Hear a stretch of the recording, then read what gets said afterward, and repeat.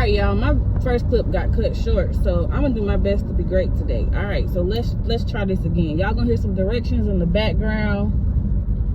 Turn left on Sandy Ridge Road. I mean, I don't care. It ain't like I'm hiding or nothing, but anywho. So, what I wanted to come do today, turn right on East Paris Avenue, is I wanted to come and give some encouragement to those who feel called to speak for God, or to shine your light in the world, or trying to figure out how to help people on your journey of serving God, whatever place or position God is intending to use you in, right? A lot of times I realize, and you can see honestly if you just kind of look at society, why that could be a difficulty for somebody, but I'm going to give examples of how God prepared me early to have the mindset that I have now, and how hopefully you can grow to attain your own strong mindset, because of course our minds are all brilliantly different, and there's nothing wrong with that. But in walking and serving God, there is a confidence that God gives us, and sometimes we don't realize that throughout life God has already prepared us to walk in that confidence and walk in that confidence, and sometimes it just takes a quick reminder. So I'm going to share some of my story, and hopefully it helps you take the first step in doing what God wants you to do, so you can be a story that glorifies, a light in a story that helps glorify who God is in this earth, right? So when I was younger, I got picked on left and right, okay? And I believe now, being able to look back, because I'm constantly reflecting, but looking back on that, right? I got picked on left and right, okay? I got picked on for being dark skinned. That's why now I absolutely love chocolate. I don't know what it is about beautiful chocolate skin. I know what it is. It's because people tried to make me believe that my skin tone was a problem. So as I grew and gained more confidence and security in myself, I realized my skin color was not a problem. The problem lied in the perception of those who looked at my skin color. Another area that I got picked on in, and people still talk about to this day, baby, and guess what? For me, it's not shifting until a certain event transpires, and that's my business. But my smile. When I tell you, when I was younger, I hardly ever smiled showing my teeth, because the bullying did impact me showing my smile. But as I grew older, I realized my smile was not anything to stop anything. It doesn't stop anything when God is using you, right? And God doesn't make a mistake. So if he gave you a crooked smile, that's what he wanted you to have. Now, that does not mean you cannot get your teeth fixed. There's nothing wrong with getting your teeth fixed. But for me, because it was something that an area that I knew people attacked, and I knew they attacked it because they thought that it would weigh me down, I learned to love my insecurities. And the crazy part is, sometimes we do knowingly have things that we dislike or that make us insecure without being picked on, right? But the mindset trick is all in your perception of those things or those areas that you know people will naturally attack, right?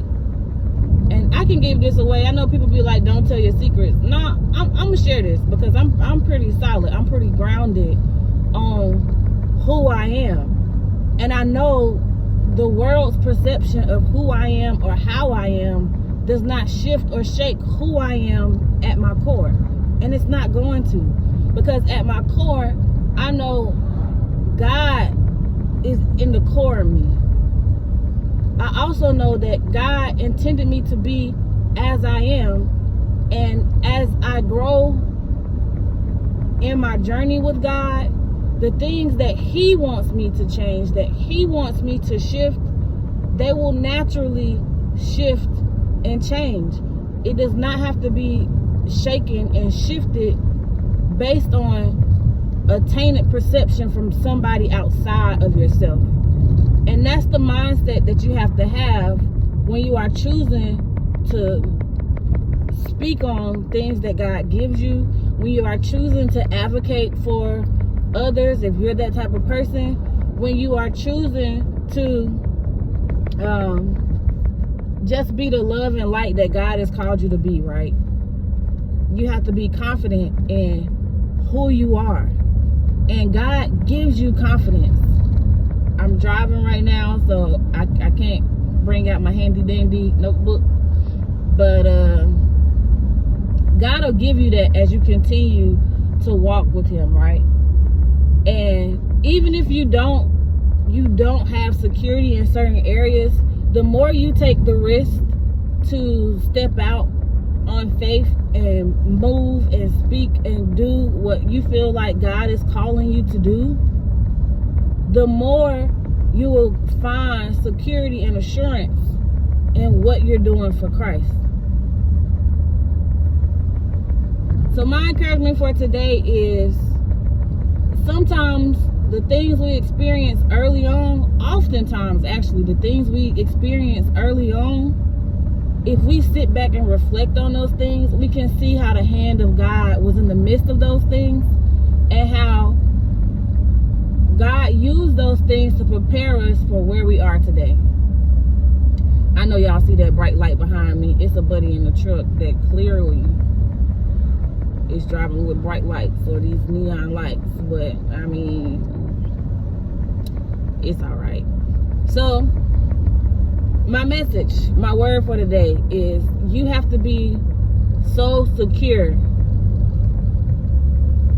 in all areas that you know people are going to attack, because to them, their perception views it as something negative or something not efficient to their standards. You have to get so secure in those areas, and you have to plant within yourself that it's not the securities of the world that we are striving to secure.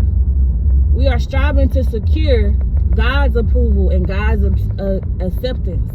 And when you are walking and choosing to serve God, the world is not going to like you.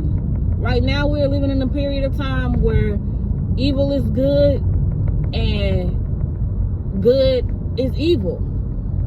And you have to get to a place where you are secure enough and strong enough to stand on the fact that even though you doing good comes across evil, or even though people's perception of you is, oh, you think you're better than yourself. It's not that you're better than anybody. And funny enough, people will perceive you as that. It'll be nothing that you say.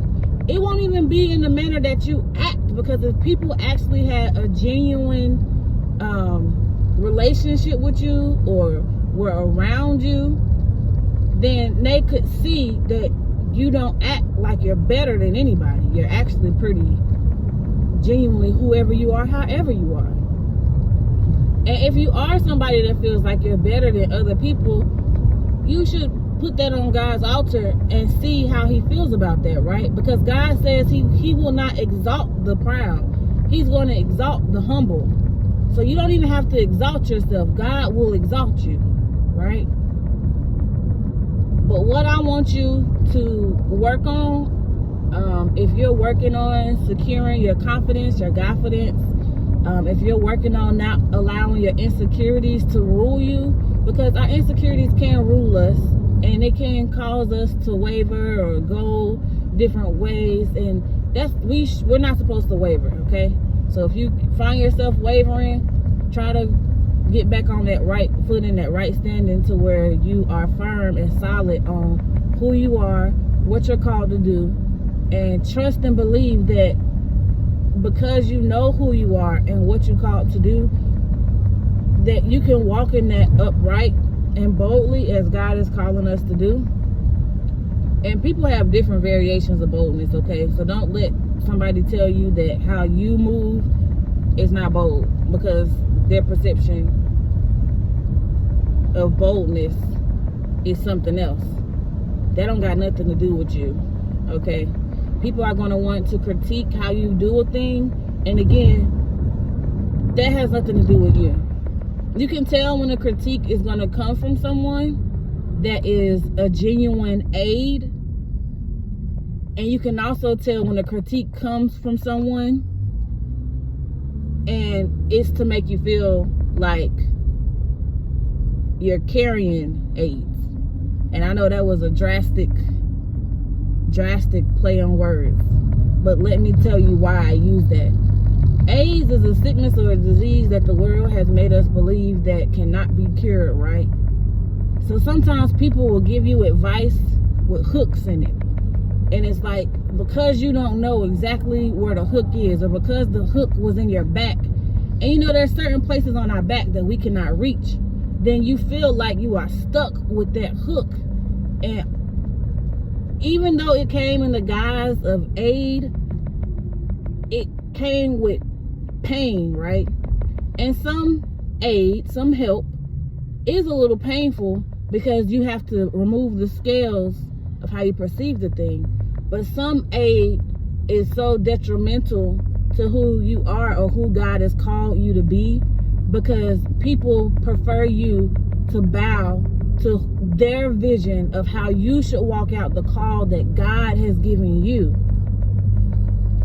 You cannot walk like that, because there will be multiple people in this time that have a view or perception of how you should walk and talk in this mission that God is giving you, and they have no ear to God's mouth In a mile, concerning turn right your on East life. Paris Avenue, then turn left.